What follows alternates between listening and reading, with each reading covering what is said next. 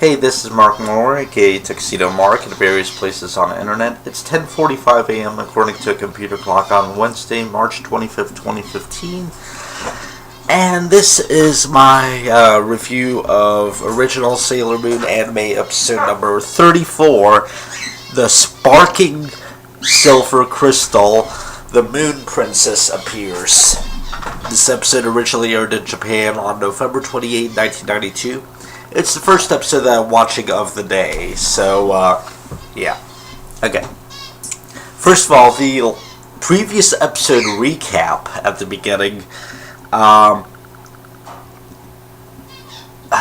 previous episode recap, this takes the place of the Usagi narrative segment. I mean, Usagi still narrates it, but she's basically just catching us up on the previous episode, and that's it. And the music that's playing is the standard Senshi transformation music, and it's meant to be like very intense and everything, and it's a nice change of pace. I mean, I guess it's still an Usagi narrative segment, but she's not being general about it. She's just saying, okay, this is what happened last time.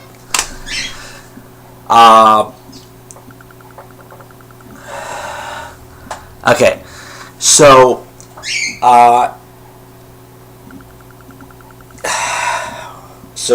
Minako's there. She mentions her name's, Minako Arno. It seems that in dub, they pronounce the, names with the stress on the first syllable, and I've always pronounced it with the stress on the next to last syllable, but whatever. Anyway, so, Artemis says that they'll meet at the Hikawa Shrine. So I guess this pretty much cements the Hikawa Shrine as the official Sailor Senshi meeting place. Why? Who knows? Maybe they figure with only an old man on the premises plus that Chad guy that they can just talk openly and no one would really care. But if they really want privacy, why not pick like Mako's place? Isn't she living on her own? I mean, I don't know if the anime specifies it, but in the manga, isn't she an orphan and she's living on her own in her own apartment? But anyway, Artemis says they'll meet at the Hikawa Shrine, but when exactly? He just says tomorrow. That's kind of vague. Tomorrow after school, or when? I mean, do they have a regular meeting time? I don't know.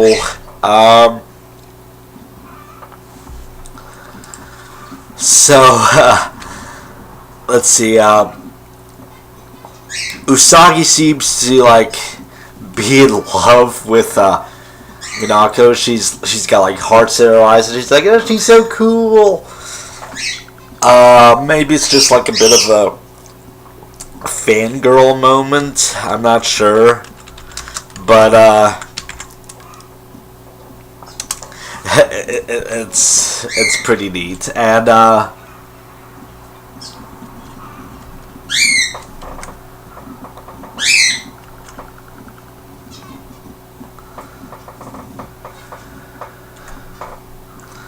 hang on, I'm looking up Minako's actor. Okay. She is being voiced in the Vista by someone named Cherami Lee, I guess. I don't know how you pronounce that. CHERAMI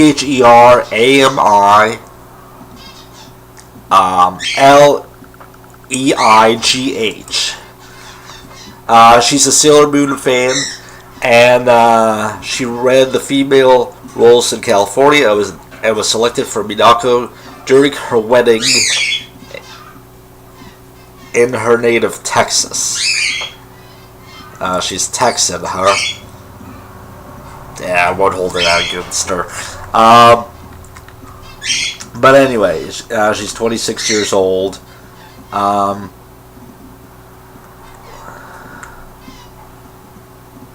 Apparently her full, at least like her middle name, her last name is Kuehn, Kuehn. Jeez, how do you pronounce this? But anyway, she does good, and I'm looking up Artemis.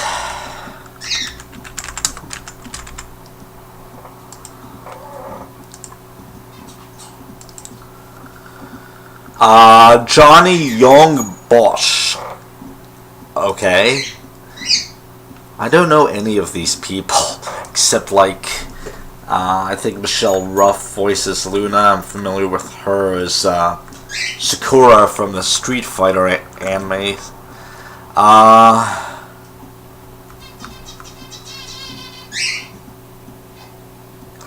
Okay, this dude is older. He's older than me. Over 2 years older than me, almost 3 years older.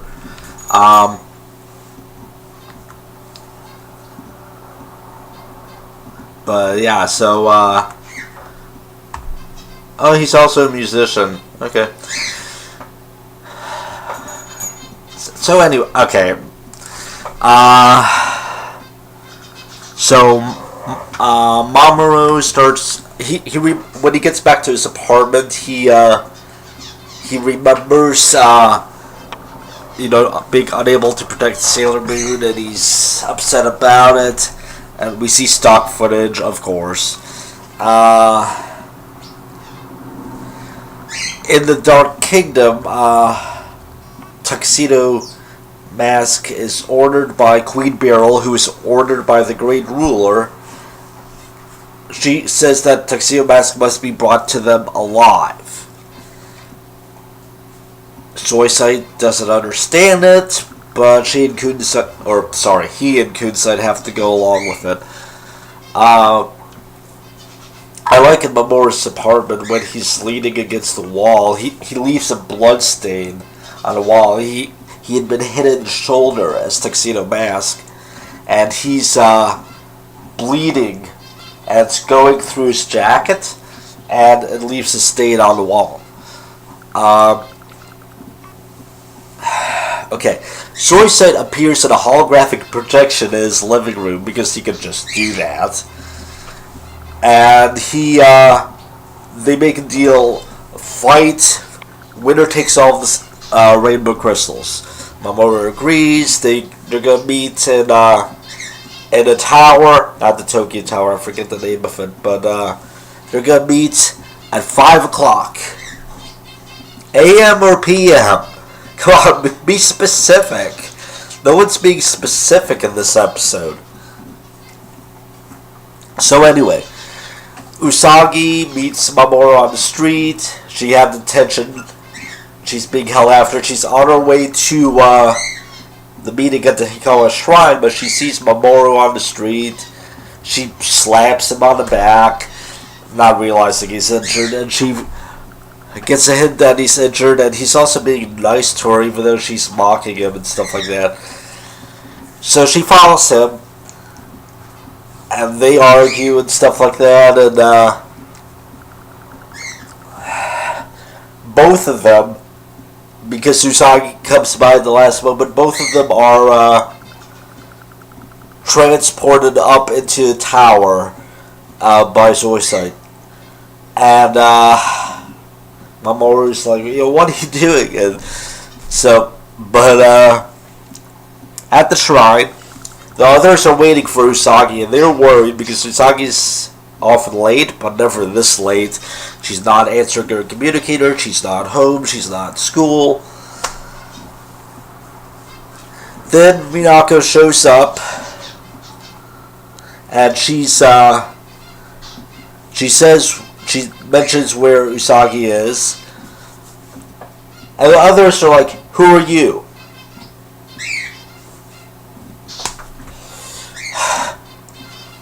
Even Artemis is flabbergasted by this. He's like, who? He's like, who are we? Have you forgotten us already?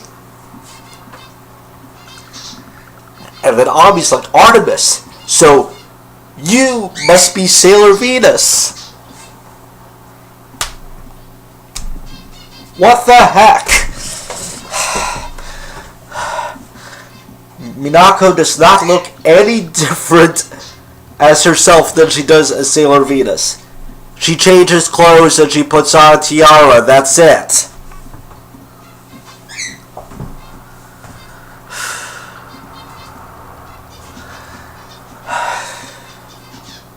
I hate this stupid secret identity thing. Anyway. So, during all this time while Usagi and Mamoru are conversing, there's talk of the rainbow crystals and all of this stuff, and Usagi's completely clueless. She's wondering what would Mamoru want with the rainbow crystals. See Tuxedo Mask? No, it can't be. She is so freaking clueless.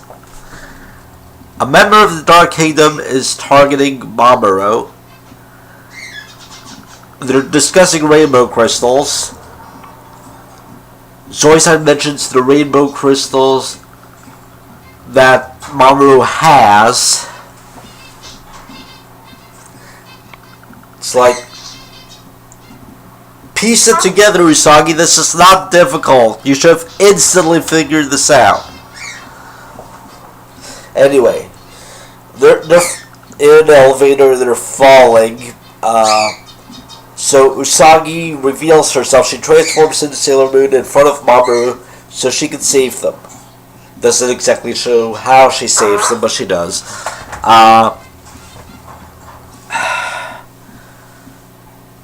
Mamoru was clueless during this whole time.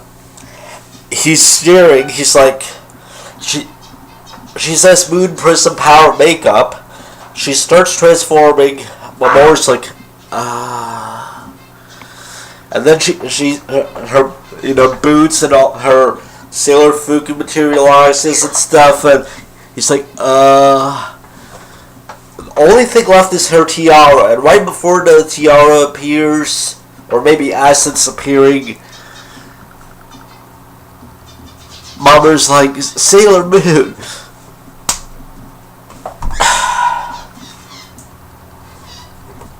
Anyway. So then,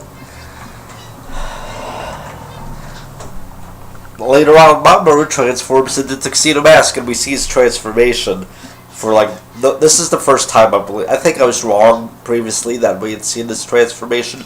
I think we had seen a forced transformation on the sidewalk earlier, or at least he had collapsed on a sidewalk when he sensed Usagi was in danger. But this is the first time we see a full Tuxedo Mask transformation. He takes the rose out from his tuxedo and he transforms. So would this be a recent thing that he's been doing? Because until he got a rainbow crystal, he didn't even realize that he was Tuxedo Mask. So, anyway.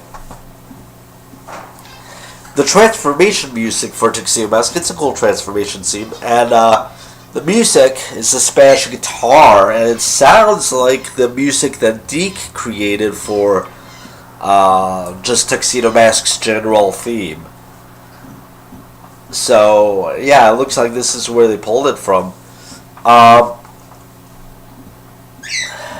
yeah, overall this is a great episode, and at the end, important thing, Mamoru's dying. Zoisai had tricked him into a fight to the death for the rainbow crystals. Not fight to the death, but fight for the rainbow crystals. Kunzai appears, takes them away. Mamoru's like, you tricked me. And then they're gonna fight, and Mamoru's like, I want your promise that you will not harm Sailor Moon. And Zoisai's like, of course, we'll do this fair and square. And Mamoru falls for it. Zoisai creates this shard or something out of the ground, out of the floor, to, I don't know if he was targeting Usagi or Mamoru, but he hits Mamoru through the back. You don't really see the impaling, you see like a silhouette of the impaling, but Mamoru dies, Usagi's crying, and her tears summon the rainbow crystals from where Kunsen has them, and forms into a silver crystal and goes into her moonstick.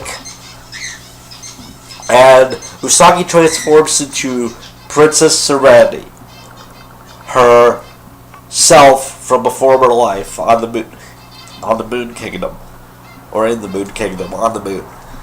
And yeah, so the the Moon Princess is now revealed. Sailor Moon is the Moon Princess. This was not difficult to figure out. I mean, even if you never saw the series before, you could guess. But anyway, a song's playing, and in the Deke dub, this is where they put the song My Only Love, which I think improves the scene personally, but the song that they had in the original Japanese is good. Trying to figure out what it was.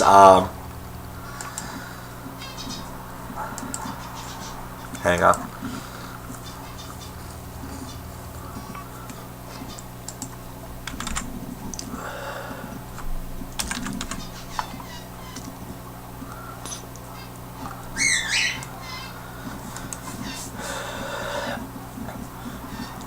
But yeah, so Usagi is now revealed for sure to be the Moon Princess, and you see, in the crystal and in the manga, I believe, Minako was like a decoy Moon Princess at the beginning. Everyone assumed she was the Moon Princess, but in the original anime, she denies it immediately. She's like, no, but I'm to protect her as well. So that sells that. But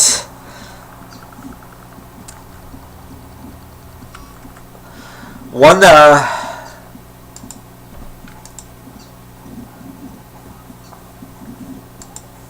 come on.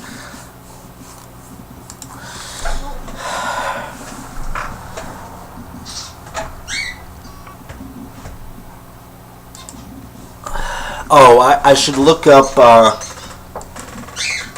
where we are in the manga at this point, I guess.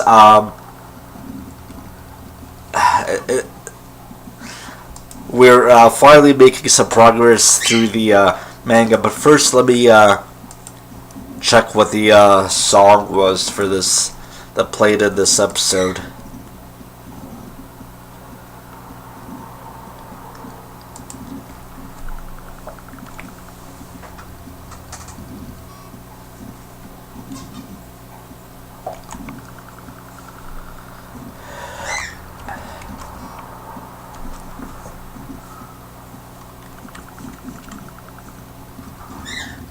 It's the first episode since Season 1 where Usagi does not introduce herself at the beginning of the episode. That's true.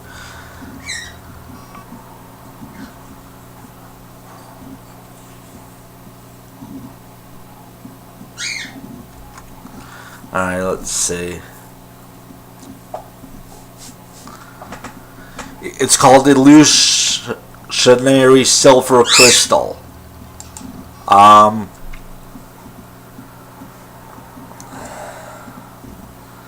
Let me see who performs it.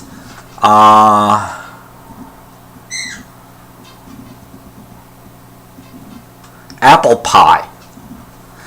Oh, and the song was written by Naoko Takeuchi, so that's neat. Who is Apple Pie? Hang on.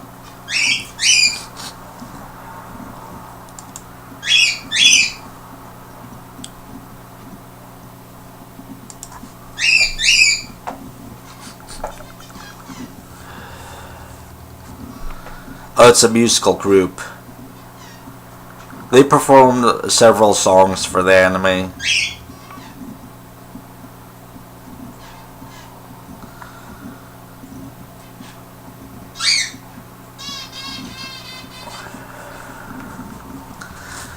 Okay, so, yeah, so that's, the episode, and, it's a very important episode. It's really cool, and, I admit I teared up a bit at the end, and, it's 11:06 a.m., and that's it. Thanks for watching.